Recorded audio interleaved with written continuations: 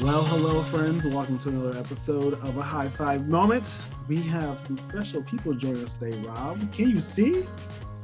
I can see. Well, we have our illustrious co-founder, Mr. Jerry Johnson. Jerry, how you doing today? Living the dream. Living the dream. Jerry, do you want to tell us who is joining our call today? I would love to.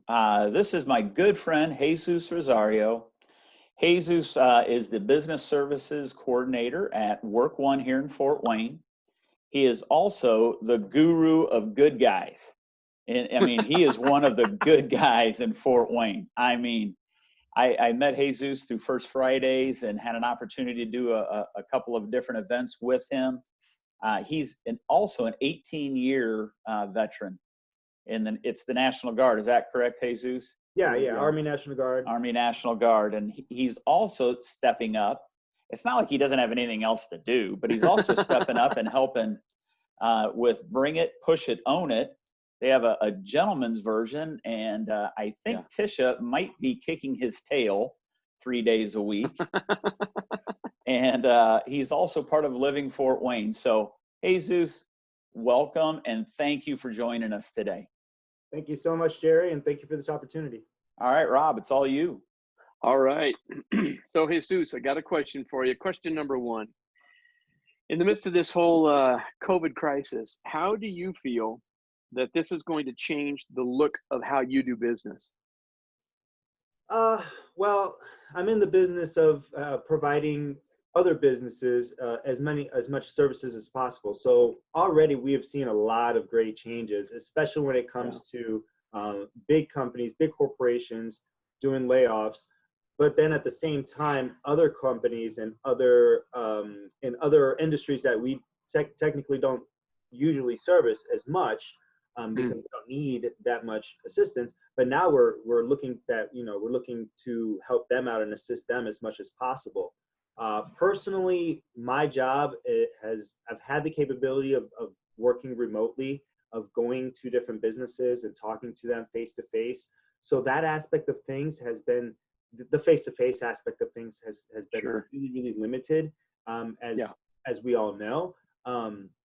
So everything that's the biggest shift for me and for my business. But then also making sure that everybody is informed, employees and employers alike, as to all the changes that are coming down. So for us, that's one of the biggest things, one of the biggest tasks, I would say, is making sure that everything's disseminated to the people that need the information as best. Awesome. Perfect. Yeah. Great. Thank you, Jesus. Thank you for that. Mr. Davis. Yes. To you, buddy. Yes. So, Jesus, you mentioned that you're in the business of helping other businesses stay current, stay afloat. So in the midst of all this, what do you think is not just one, but what do you think are some qualities that you feel like that every leader should be able to possess? Definitely being able to pivot. This pandemic has shown that if you don't pivot, you're gonna fail even faster than if you do pivot. There are opportunities, even though some things are shut down. There are opportunities for leaders to have an open mind and to take on the ideas that are being given by their employees. First of all, that's one of the things that I would suggest. Just be open to any and all suggestions. You know, as a CEO or as managers, you know, we've been in those positions. We know how things work. But when things come out of the blue and an emergency hits, shoot, it's open. Anybody could have a great idea and actually would work and turn things around. So that's one thing that I would suggest. Also, as a leader, we definitely know that, well, one of the biggest aspects for me to being a leader is not only the respect aspect, but also admitting when you're wrong or you don't know the answer to something, you know. So yeah, you know, being upfront and being as honest as possible. Like, guys, I don't know how this looks, or I don't know what we're going to do next.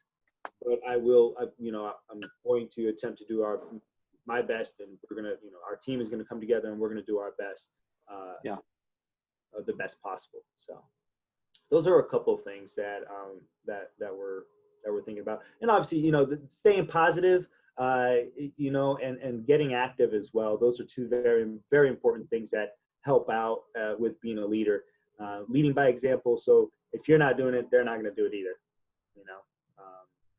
Yeah, leading by example. That's great, man. Thank you. All right, Jesus, it's up to me now. Question number 3. Question 3. Here we go, Jerry. All right, since you are the guru of good guys in Fort Wayne, that's a new title for you because it fits. I'm gonna have to put that on my LinkedIn page. Yes, please do. I want to see that on there by the end of the day. You are a super connector. He's writing it down. You love to connect people here in the fort and anywhere. What really motivates you to encourage people to connect in such a great way? So I love this question. It's one of those things that I've been actually looking at for the past couple of years of my life, is like, where does my legacy lie? I think we all kind of go through life. It's like, what impact am I going to bring, or what is it that I want to leave behind, or what name do I want to leave for myself, or what is my brand? Yeah. And so looking back at my experience, over 18 and a half years in the Army, I've done everything from active duty deployments and everything like that. I really have a passion for helping people.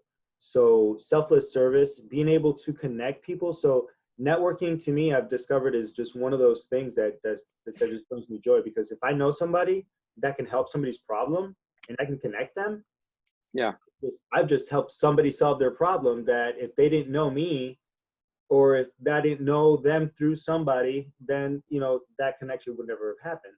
And I think it's very important in this day and age, because I've seen a lot of different cliques and different things. It's almost still like high school, where people just they don't get out of their own social groups. So being able to be a merge between different social groups, to me, is very important as well, because you're not only connecting people, but you're connecting messages, you're connecting cultures, you're connecting history, experiences, backgrounds. So that's very important to me when it comes to networking and connecting people. So thank you, that super connector, guru of good guys. I mean, I like helping people out. So and keep an eye out, because in the near future, I'm going to roll out my my new word. I've coined this word. It's called intervestment, where you're investing time in yourself, investing knowledge, intentionally, with the intention of sharing it to help others learn and grow. So when you learn and grow, you're helping others learn and grow. That's where my platform is going to begin, and we'll see where it goes from there. So a lot of other cool things coming your way with that, but it's a little. Love it. Very cool. Thanks, Jesus. Okay, in the midst of this whole thing, there's been a lot of introspection, a lot of, really thinking things through a little bit more, and what's important, what's not maybe as important. I believe that there are a lot of the things that we do that we value so much that they're not going to shift a lot. But at the same time, even people that are very, very committed to what they do as a mission, if you will, that there is still some shifting. And so I was wondering, from your perspective, and I won't say what priorities, because I think, like I said, I think the priorities don't shift a lot, but the order of priorities does. So in going through this quarantine process and this, this pandemic that we're experiencing, what things in your life do you feel, out of that priority bank or that base of priorities, which particular one or two do you feel has kind of risen to the top? That cream that comes up and says, okay, that's actually more important than I gave it credit for earlier. Yeah. Very good question. I love it. So first and foremost, I'm spending a lot more time with my son.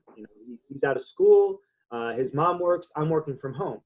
So we're hanging out a lot more. So that, to me, is number one. That's always going to be important on my list, number one. So with that being said, I also believe that the work from home aspect of things is a concept that some people know and some people don't. Some people are not used to, some people like, some people hate. For me, it's been eye-opening, and that's the one thing that's moved up on my list is appreciating more of the structure when you're working from home, because that's a shift. Being able to schedule, prioritize, work while you're at home. So, making sure you have a certain area where it's just work only, and all the entertainment behind a closed door somewhere else. Because then that way I can focus a little bit better. Yeah. But that's been one of the things that has been more eye-opening to me than most, or than anything else. Because when I see people that are working from home and they're doing this shift and they're doing this changing and they're struggling, like they're really struggling. And I'm like taking advantage of this, and I'm like, how can I make this more efficient? That's just one thing. Again, as being a leader, those are the things that we should be looking at. It's like, this is hard. Yes. Okay. How can we make it a little bit more efficient? Lean into that, and figure it out. I mean, there are ways to figure it out. And if you can't figure it out, there's a lot of other people that know how to figure it out. And I probably know. Yeah. I think it's been interesting to see so many times working from home has been, it's been a convenience to some, but several have been like, no, I don't want to work at home for those exact reasons. I need that space that I can just go away from everything. And this has really forced us into a place of having to be disciplined enough to say, okay, I have to do this. So what keys, tools, methodologies can I use to put in place to give me that safe place, if you will, to be productive? And so I think it's really opened up the stay-at-home workplace like nothing else could have at this point. So yeah, thanks. Great. Appreciate that, Aziz. So I have the luxury of the final question, and I'm really just enjoying all the nuggets that you've been dropping all the hints. Yeah. But the final question is, and it's more so a staple for us to ask, is if you could choose to break bread with anyone, who would you choose? Well, I've been taking this advantage of this time to learn and grow and read a little bit more about some of the interests that I've had, and one of them being real estate. So there are a couple guys that I kind of, I don't know if anybody here knows anything about real estate, you probably have heard of Robert Kiyosaki or Grant Cardone. But either one of those guys would be awesome to break bread with. The one guy, though, that probably,